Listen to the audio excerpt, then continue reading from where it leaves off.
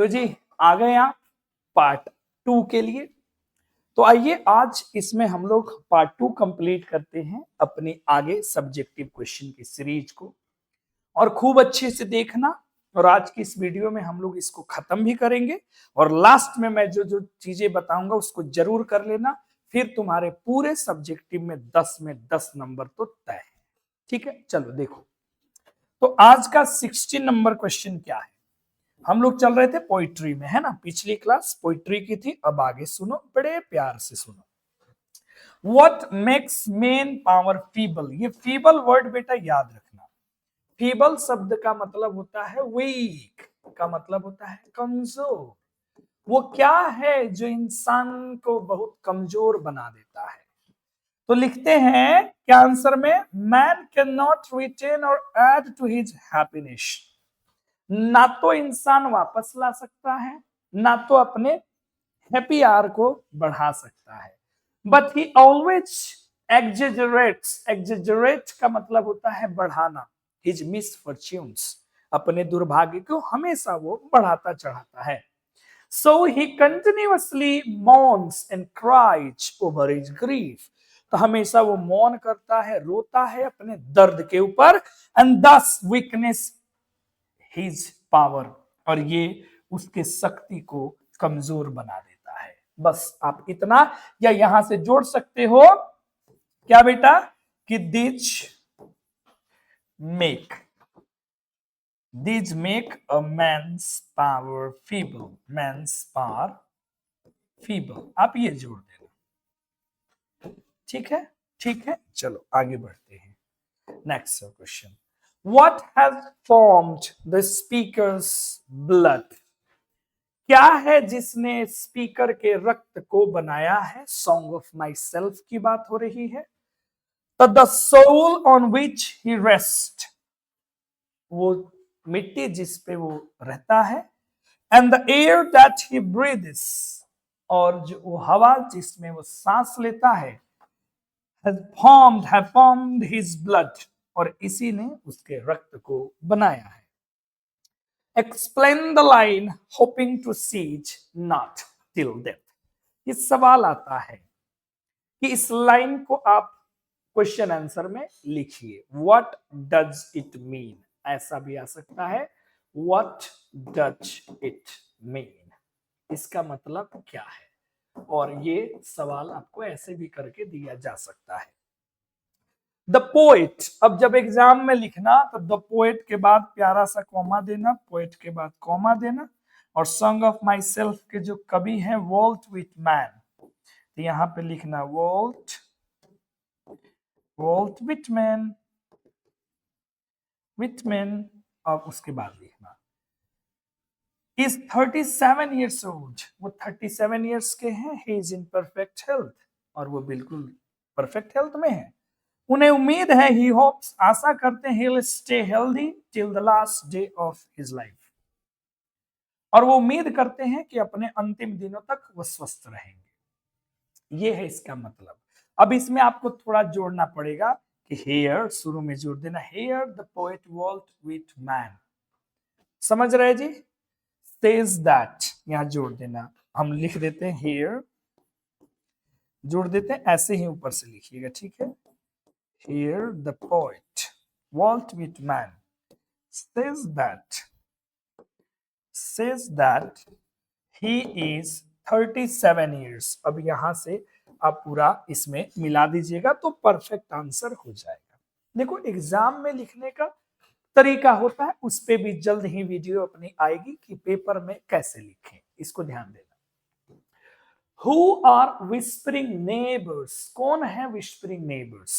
जब ऐसे आंसर देना हो तो जरूर लिखिएगा according to the poet, समझ रहे, जो इसके लेखक है W.H. Auden, उनके अनुसार। तो उसमें जोड़ देना है ऐसे ऐसे क्वेश्चंस में according to the poet W.H. Auden। अब आगे लिखना The agents of death are whispering neighbors। बस इतना से आंसर आपका काम चल जाएगा। In old age, people always obsessed by thoughts of death। तो जब उम्र लोगों की हो जाती है, वृद्धावस्था हो जाता है, तो लोग ऑब्सेस्ड हो जाते हैं किससे, कि हमें अब मृत्यु मिल जाएगी, मृत्यु के भय से। What are the travelers and how will they be blessed? ये ट्रैवलर्स है कौन और इनको कौन ब्लेस्ड करेगा? अब ध्यान से इसको देखना। द एज्ड यानी कि जो वृद्ध लोग हैं वो ट्रैवलर्स हैं। They will be blessed by the white cold waterfall of the mountain head, और उनको ब्लेस किया जाएगा जो व्हाइट वाटरफॉल है माउंटेन हेड से आ रहा है उससे, एंड दैट इज डेथ, और वो कौन है? डेथ, यानी कि अंत में उनको मृत्यु प्राप्त हो जाएगी। अब देखो, how are autumn and summer related to spring? समझ रहे हैं? ऑटम और समर स्प्रिंग से कैसे संबंधित है? ओड टू ऑटम जो पढ़ना है जॉन किट्स का वही है। So autumn and summer are related to spring as old age and youth are related to adolescence. ये दोनों वैसे ही रिलेटेड हैं जैसे कि बुढ़ापा और जवानी किससे? टीन एज से, जिस एज में आप लोग हैं उससे संबंधित है, ये ऐसे ही। What do autumn and spring symbolize in the poem? ये सवाल आप छोड़ सकते हैं, ये नहीं आता है। आगे आते हैं, What is meant by the phrase a pulse in eternal mind? अब यहीं से एक सवाल आपके एग्जाम में और बनता है, Is the poet Rupert Brooke, answer आगे लिख के भी आ सकता है, afraid of death, afraid of death, यहां से क्वेश्चन बन सकता है। जो कवि है क्या वो मृत्यु से डरा है, भयभीत है? तब करेंगे नो। द पोएट इज, आप लिख सकते हैं कि no, the poet Rupert Brooke, Rupert Brooke, ठीक है, Rupert Brooke is not afraid of death, afraid of death। अब ये लिख सकते हैं he wants to die, he wants to die for his motherland, motherland। बस ये आप इसका आंसर कर सकते हो। ठीक, चलो आगे बढ़ो। तो पल्स इन एटर्नल माइंड, ऐसे अंडरलाइन, यहां पे अंडरलाइन बोल रहे हैं, इन्वर्टेड कोमा लगा देना है। Here means the poets heart, यहां इसका मतलब है कि कवि का हृदय, that will ever be beating for England, कि वो हमेशा इंग्लैंड के लिए धड़केगा, लोगों की यादों में वो बस जाएगा। Why does the speaker reveal his identity? Fire hymn के पास हम पहुंच गए हैं, केकीएन दारू वाला। यहाँ केकीएन दारू वाला जो है अपनी धार्मिक पहचान को क्यों रिवील करता है, क्यों बताता है कि आई एम जोरोस्ट्रियन, वो क्यों ऐसा कहते हैं? तो the speaker is a Zoroastrian, एक जोरोस्ट्रियन को बेटा कहते हैं पारसी, ठीक है। They do not burn their dead, वो अपने मृतक को, कौन लोग? पारसी लोग जलाते नहीं है। दे लीव देयर डेड, वो अपने मृतक को छोड़ देते हैं on the tower of silence, tower of silence में। He reveals his religious identity to make this point clear, वो अपने क्लियर पॉइंट बताना चाहता है कि हम कितना मजबूर हैं, इसलिए अपना धार्मिक पहचान को वो बताता है। Why is Machiavelli termed a criminal? Macavity को क्रिमिनल क्यों कहा गया है? तो Machiavelli is termed criminal, okay, criminal because he commits all sort of crimes, वो सब तरीके का कांड करता है, जैसे प्लंडर लैडर्स को तोड़ देना, रैंक स्कल्स ज्वेल केसेस जहां ज्वेलरी रखी जाती है उसको खाली कर देना, स्टीपलेस पे डॉग्स, ब्रेक्स ग्लासेस माने खिड़की उड़कियों को सब तोड़ देना, इंपॉर्टेंट डॉक्यूमेंट्स को फॉरेन ऑफिस से या प्लान्स को चुरा लेना, है ना, ये, और एडमायरलिटी जो नेवी का है उसकी ड्राइंग्स को चुरा लेना, तो इसलिए उसको कहा गया है क्या? क्रिमिनल, ठीक है, उसकी हरकतों के कारण। What did fire him say to the speaker? Fire him क्या कहता है स्पीकर से? The fire him said to the speaker that he had forgiven, वो फायर हिम ये कहता है स्पीकर से कि भैया आपको जा मैंने क्षमा किया, and now it has taken oath to overlook and pardon him, और इट हैज टेकन ओथ, और ये प्रतिज्ञा यहाँ पे ली जाती है कि जाओ तुम्हें क्षमा किए नजरअंदाज करते हैं इस समय, for the scene he committed, जो भी तुमने पाप किया है उसके लिए। What is the belief of prevailing in Sicily about snack? Sicily में किस प्रकार का बिलीफ है स्नेक को लेके। In Sicily it was believed that, Sicily में ऐसा माना जाता था कि ब्लैक स्नैक्स वर इनोसेंट, जो काले सांप है वो बेचारे इनोसेंट होते हैं, लेकिन गोल्ड स्नैक्स पॉइजनस होते हैं, इसके लिए वेनमस शब्द का यूज किया गया है, and they must be killed, और उनको मार देना चाहिए, ऐसा कुछ मान्यता है।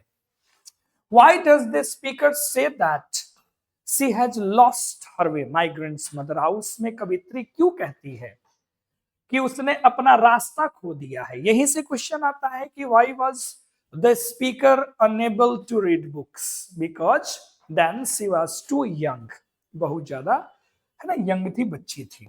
The speaker says that, अब जैसे ये क्वेश्चन आए परीक्षा में तो यहां देखना लिखा होगा स्पीकर का नाम कमला दास, तो आप भी यहाँ कमला दास। She has lost her way because she yearns for love, क्योंकि उनको प्रेम के लिए भटकती है, and she does not know where she can find it, और उनको ये कहाँ मिल जाएगा, आप जोड़ सकते हो and her क्या grandmother is no more now, अब वो दुनिया में नहीं रही, आप यहां जोड़ सकते हैं। अगला क्वेश्चन बेटा, राइट शॉर्ट नोट, आ गया story of English. Short note on difference between novel and short story, है ना, और ये ऐसे ऐसे सवाल हैं बेटा, देख लेना परीक्षा में। शॉर्ट स्टोरी और नॉवेल में क्या डिफरेंस है? A, short story of a novel is large but short story is short, novel बड़ा होता है, इसके स्टोरी, शॉर्ट स्टोरी छोटी होती है। Novels are based on imagination, ये इमेजिनेशन के ऊपर बेस्ड है। Short story related to reality of life, ये जीवन से जुड़ा हुआ है। नॉवेल्स महंगे होते हैं, शॉर्ट स्टोरीज बहुत ज्यादा सस्ती होती है। It makes much time to read a novel but short story takes little time to read it, novel को पढ़ने में ज्यादा वक्त लगता है, शॉर्ट स्टोरी हम आराम से पढ़ सकते हैं।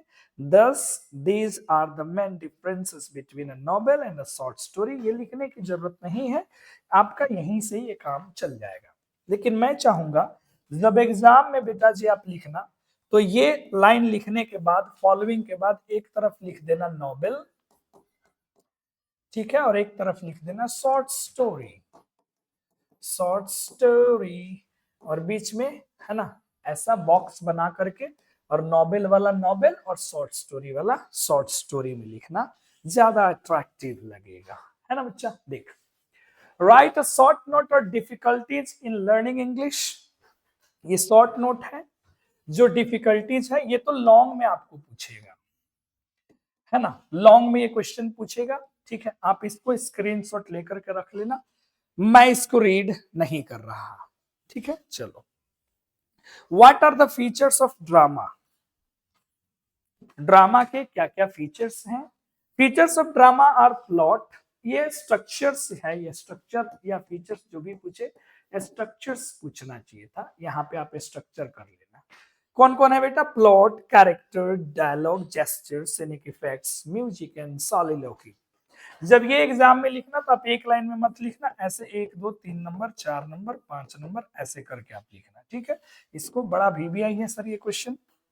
अच्छा, एक और क्वेश्चन आता है, what realization lead borrowing words from different languages, ये आता है, ठीक है, आगे मिल जाएगा आपको, है ना, नई क्वेश्चन है, यूनिवर्सिटी वेट्स हो गया। चलो, तो ये क्वेश्चन हम यहीं पे आपको करा देते हैं, जिसको याद रख लेना। एक क्वेश्चन था, है ना, what realization lead the borrowings from different languages. इस क्वेश्चन का आंसर आप कर लेना, हमारे गेस में भी दिया गया है अगर आप गेस ले चुके हैं तो। और आता है what do you mean by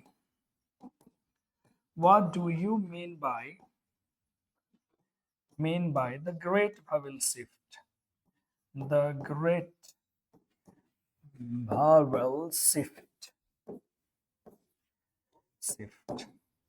ये सवाल जरूर कर लेना, ठीक है, देख लेना ये। अच्छा, कभी कभी ये भी आ जाता है, उन कंट्रीज का नाम लिखिए जहां पे इंग्लिश, ठीक है ना, ऐसे आ सकता है क्वेश्चन, नेम दोज कंट्रीज जहां अंग्रेजी को फर्स्ट लैंग्वेज L1 के रूप में, L2 के रूप में या FL फॉरेन लैंग्वेज के रूप में यूज किया जाता है। ये भी अपने केस में दिया गया है, जरूर देख लेना, ठीक है। Why are the Indians quick learners of English, जो इंडियन है वो क्विक लर्नर है इंग्लिश के, कैसे?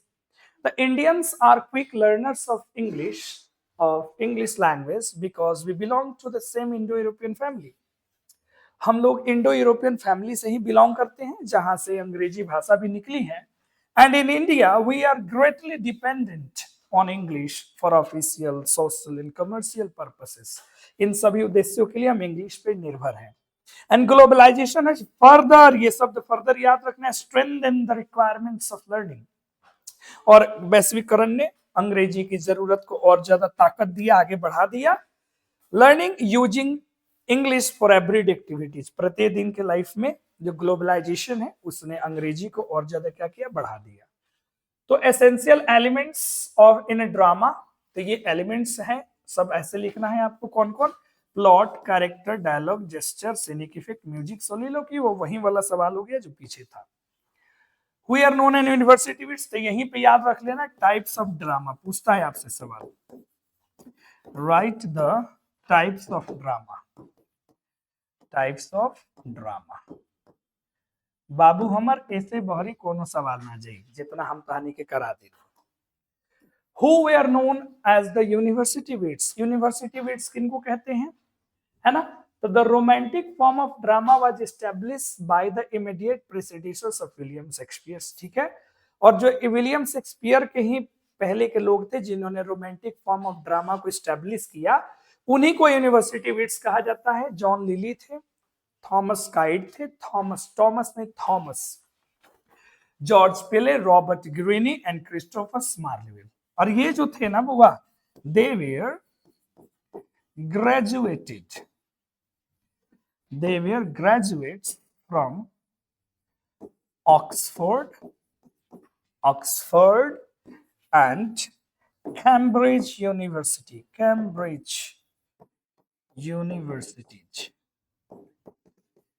याद रखना, ठीक है। चलो, What are the impact of Norman conquest? Norman conquest का क्या प्रभाव था on the vocabulary of English? The impact of the Norman conquest on vocabulary of English can be noticed in the inclusion and introduction of large number of French words. बहुत सारे French word आए vocabulary में, है ना, Europe से हमारे Britain में। अब इसके अलावा हम दो क्वेश्चन यहाँ पे और आपको दे देते हैं जिसको बिल्कुल मत भूलना और कर लेना। एक आता है What is pairs और एक आता है What is masculine। इन दोनों क्वेश्चन को स्टोरी ऑफ ड्रामा से है, इनको पक्का आप क्या कर लेना, कंप्लीट कर लेना, और इससे बाहर आपका क्वेश्चन इधर उधर कहीं नहीं जाएगा। अब थोड़ा सा और थोड़ा मेहनत कर लेना, है ना, और देख लेना 21 से लेके 25 तक जो मोस्ट रिपीटेड क्वेश्चन होंगे, 2021 से लेकर के बेटा 25 तक जो मोस्ट रिपीटेड क्वेश्चन होंगे उनको पक्का आप कर लीजिएगा, तो 10 में 10 आपके पूरे आ जाएंगे। और अगर आप स्मार्ट बच्चे हैं तो आपको पता है कि 10 में 5 बनाने हैं, तो स्टोरी ऑफ इंग्लिश वाला पूरा पार्ट अच्छे से याद कर लेना, 2-3 क्वेश्चन बनेंगे। एक और इसमें क्वेश्चन ये आ सकता है कि राइट द राइट द, ऐसे आ सकता है three works of William Shakespeare.